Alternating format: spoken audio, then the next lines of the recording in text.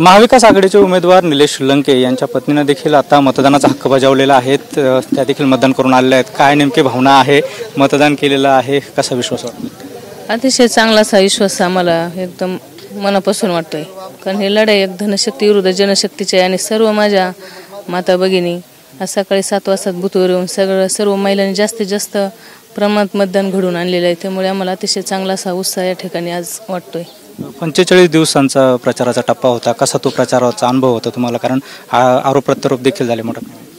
अतिशय आरोप आमच्यावर झालेले आहेत, कारण प्रत्येक ठिकाणी आम्ही तालुक्यात गेलो का त्या ठिकाणी एक जर कोणी नोकरीवाले जर दिसेल तर लगेच त्यांच्यावर गुन्हा दाखल विलंबित करायचं, हे बरेचसे काही आम्हाला प्रकार प्रचार करताना आढळून आलेले आहे।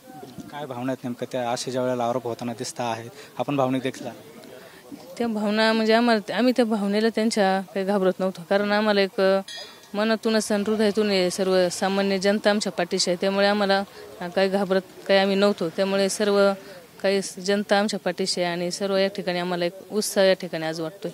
किती विश्वास वाटतो, किती मताधिक्य मिळू शकतात? 80% म्हणलं तरी चालेल। त्यामुळे असा विश्वास आम्हाला एक मनापासून वाटतोय। या होत्या राणीताई लंके ज्यांनी विजयाचा विश्वास जो आहे तर तो व्यक्त केलेला आहे।